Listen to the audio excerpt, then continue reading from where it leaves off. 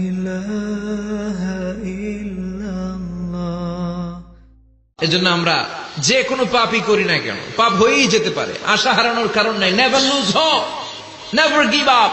মুমিন কখনো আশা হারায় না, মুমিন কখনো নিরাশ হয় না।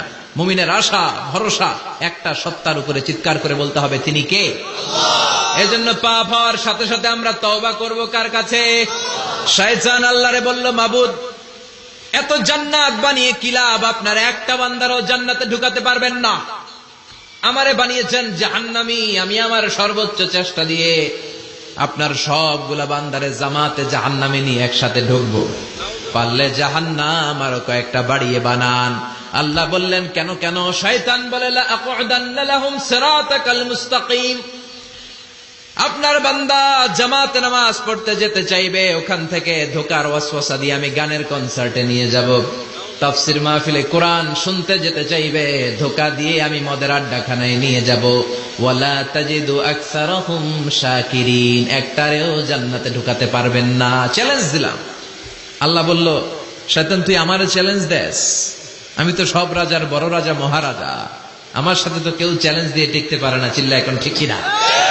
শয়তান তুই চ্যালেঞ্জ দিলি, আমিও তোর চ্যালেঞ্জ নিলাম। ওয়া ইজ্জতি ওয়া জালালি ওয়া ইরতিফাই মাকানি। আমার ইজ্জতের কসম, আমার জালালিয়াতের কসম, আমার মহানত্বের কসম, আমার ক্ষমতা আর দাপটের কসম, আজীবন আমার বান্দা গুনাহ করবে, পাপ করবে, অন্যায় করবে। কোন এক তাফসির মাহফিলে এসে চোখের পানি ছেড়ে যখন ক্ষমা চাইবে, আমি জীবনের সব গুনাহ মাফ করে দেব। আমি আমার বান্দার জীবনের সব গুনাহ মাফ করে দিয়ে জান্নাতে ঢুকায় দেব। তখন তুই কি করবি? লাগফিরান্না লাহুম মা দামু ইস্তাগফিরুনি।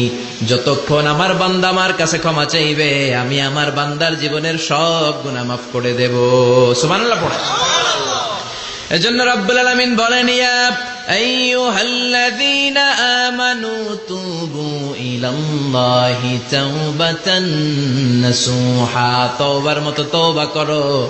তওবার মতো তওবা করলে যত বড় অন্যায় হোক, পাপ হোক, গুনাহ হোক, সব গুনাহ মাফ করে দিতে পারে কে? সাইয়েদনা আদম আলাইহিস সালাম ভুল করলেন, শত শত বছর কাঁদলেন। আল্লাহ বললেন, ও আদম, কিছু বাক্য তোমারে শিখিয়ে দেই, এই বাক্য দিয়ে তুমি আমার কাছে তওবা করো, তোমার তওবা কবুল করে নেব। সাইয়েদনা আদম বললেন, রব্বানা, পড়েন, রব্বানা যালামনা আনফুসানা ওয়া ইল্লাম তাগফির লানা ওয়া তারহামনা লানাকুনান্না মিনাল খাসিরিন। ও আল্লাহ, আমি জুলুম করেছি নফসের উপর, ভুল করেছি, অন্যায় করেছি, অপরাধ করেছি। আপনি যদি ক্ষমা না করেন আমি শেষ হয়ে যাব। লানাকুনান্না মিনাল খাসিরিন, আমি ক্ষতিগ্রস্তদের মধ্যে শামিল হয়ে যাব। ঠিক কি না? এই আয়াত দিয়ে, এই দোয়া দিয়ে যখন সাইয়েদনা আদম তাওবা করলেন, মুহূর্তেই তাওবা কবুল করে নিয়েছে কে? আল্লাহ।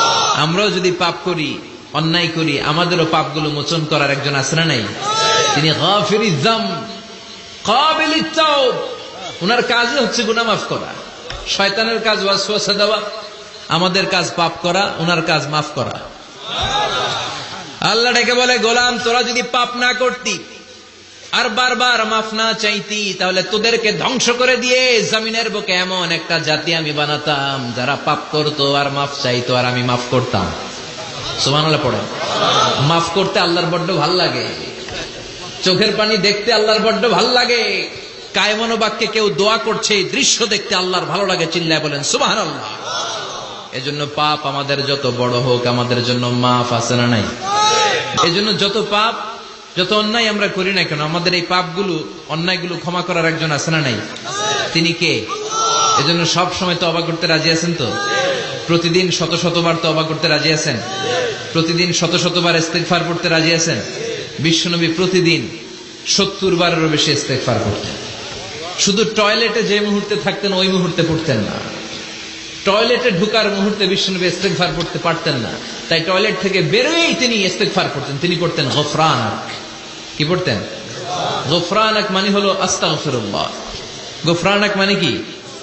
গফরানাক মানে আল্লাহ আমি আপনার ক্ষমা চাই, মানে আস্তাগফিরুল্লাহ। আবার বিশ্বনবী বলতেন, মান লাযামাল ইস্তিগফার জাআলাল্লাহু লাহু মিন কুল্লি দীকিন মাখরাজা।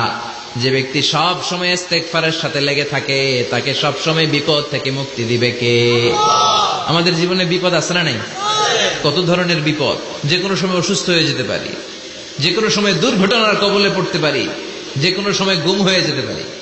কথা কন, এদেশে গুম টুম নাই মনে হয়, ক্রস ফায়ার নাই, কে কোন সময় গুম, কে কোন সময় নাই, কোন ঠিক নাই। আল্লাহ বিশ্বনবী বললেন, মান লাজিমাল ইস্তিগফার জাআলাল্লাহু লাহু মিন কুল্লি দিকিন মাখরাজা।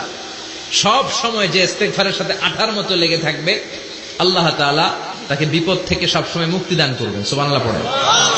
2 নম্বরে বিশ্বনবী বললেন, অমিন কুল্লি হাম্মিন ফারাজা। ওই ব্যক্তিকে রব্বুল আলামিন সব ধরনের দুশ্চিন্তা থেকে মুক্তি দিয়ে দিবেন। আমাদের জীবনে দুশ্চিন্তা আছে না নাই? টেনশন নাই কার কার? হাত তুলেন তো। যে হুজুর আমার কোনো টেনশন নাই। আপনার টেনশন নাই, মাশাআল্লাহ। আমার সাথে দেখা করবেন আলোচনার পর। টেনশন ছাড়া মানুষ আছে? বাঁচার টেনশন, মরার টেনশন, কবরের টেনশন, ক্যারিয়ারের টেনশন, বিদ্যুৎ বিলের টেনশন, গ্যাসের বিলের টেনশন, বাড়ি ভাড়ার টেনশন আছে না নাই? বিশ্বনবী বললেন, টেনশন ছাড়া মানুষ নাই। সব সময় আঠার মতো যে ইস্তিগফারের সাথে লেগে থাকবে, তাকে টেনশন মুক্ত করে দিবে কে? 3 নাম্বার, ওয়ায়ারযুকহু মিন হাইসু লা ইয়াহতাসিব। এমন জায়গা থেকে আল্লাহ তাআলা রিজিকের ব্যবস্থা করে দিবেন, সে কল্পনাও করতে পারবে না। আমি নিজে এটার প্রমাণ পেয়েছি। অনেক অনেক সময় আমি কল্পনাও করি নাই যে এখান থেকে আমার রিজিকের ব্যবস্থা হতে পারে। এমন পরিমাণে রিজিকের ব্যবস্থা এসেছে, 2 হাতে নিয়েও কুলাতে পারি নাই। এজন্য সব সময় চলতে ফিরতে উঠতে বসতে ইস্তিগফারের সাথে লেগে থাকার দরকার আছে না নাই? আবার বিশ্বনবী বললেন, সদা সর্বদা যারা সব সময় ইস্তিগফার পড়বে, আল্লাহর পক্ষ থেকে কোনো আযাব গজব তাদের উপর পাকড়াও হবে না। ওয়া মা কানাল্লাহু মুআযযিবাহুম ওয়া হুম ইস্তাগফিরুন। সুবহানাল্লাহ। যতক্ষণ তুমি ইস্তিগফার পড়বে, আল্লাহর পক্ষ থেকে প্রোটেকশন আছে না নাই? তাহলে 4টা জিনিস পেলেন। 1 নম্বরে, বিপদ থেকে মুক্তি দিবে কে? টেনশন মুক্ত করে দিবে কে? রিজিকের ব্যবস্থা করে দিবে কে? আল্লাহর আযাব আর গজব থেকে আপনার হেফাজতে রাখবে কে? ইস্তিগফার পড়ার 5 নম্বর ফজিলত হচ্ছে, সব সময় ইস্তিগফার পড়লে আপনি মুস্তাজাবুদ দাওয়া হয়ে যাবেন। কি হয়ে যাবেন? মানে দোয়া করলেই কবুল করবে কে? আল্লাহ। মুস্তাজাবুদ দাওয়া, এই টার্মিনোলজি, এই পরিভাষাটাকে আজকে প্রথম শুনলেন?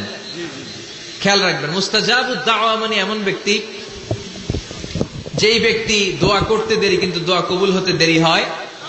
হাত তুলে দোয়া করতে দেরি, মুহূর্তেই দোয়া কবুল করে নেয় কে? আপনি যদি সব সময় ইস্তিগফারের আমলটা করেন, আপনারে মুস্তাজাবুদ দাওয়া বানিয়ে ফেলবে কে? আল্লাহ। মুস্তাজাবুদ দাওয়া। আপনি সব সময় যদি ইস্তিগফারের সাথে আঠার মতো লেগে থাকতে পারেন, আপনি দোয়া করা মাত্র দোয়া কবুল করে নেবে কে? আল্লাহ। এজন্য সব সময় অবসরে বসে আছেন, বাস স্টেশনে বসে আছেন, সিএনজিতে চড়ে এক জায়গা থেকে আরেক জায়গায় যাচ্ছেন, বিছানায় শুয়ে আছেন, পড়বেন আস্তাগফিরুল্লাহ। কি পড়বেন?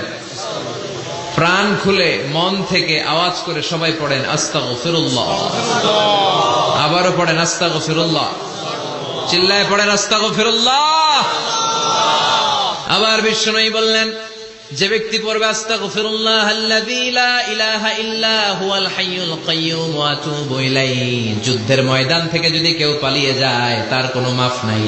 এটা অনেক বড় কবিরা গুনাহ। আত-তাওয়াল্লি মিন ইয়াউমিজ যাহফ, যুদ্ধের ময়দান থেকে পালালে ওর কোনো মাফ নাই। বিশ্বনবী বলেন, যুদ্ধের ময়দান থেকে পালিয়ে এসেছে কোন মুসলিম সৈনিক, সেও যদি এই আস্তাগফিরুল্লাহ আল্লাযী লা ইলাহা ইল্লা হুয়াল হাইয়ুল কাইয়্যুম ওয়া আতুবু ইলাইহি মন থেকে পড়ে, তার জীবনের গুনাহ আল্লাহ মাফ করে দিবে। আবার সাইয়েদনা আবু বকর, সহিহ বুখারীর বর্ণনা, বিশ্বনবীরে বললেন, ইয়া রাসূলুল্লাহ আল্লিমনি দুআআন আদউ বিহি ফি সালাতি। ও নবী, আপনি আমারে এমন একটা দোয়া শিক্ষা দেন, যেই দোয়াটা আমি নামাজের মধ্যে করব। বিশ্বনবী বললেন, তুমি নামাজের মধ্যে পড়ো, আল্লাহুম্মা ইন্নী যালামতু নাফসি যুলমান কাসীরা ওয়া লা ইয়াগফিরুয যুনুবা ইল্লা আনতা ফাগফিরলি মাগফিরাতাম মিন ইনদিকা ইন্নাকা আনতাল গফুরুর রহিম। সুবহানাল্লাহ। এটা আমরা বলি দোয়ায়ে মাসুরা, এটাও একটা ইস্তিগফার। যেখানেই ক্ষমা চাওয়ার কথা আছে, ওইটাই ইস্তিগফার। বুঝতে পেরেছেন?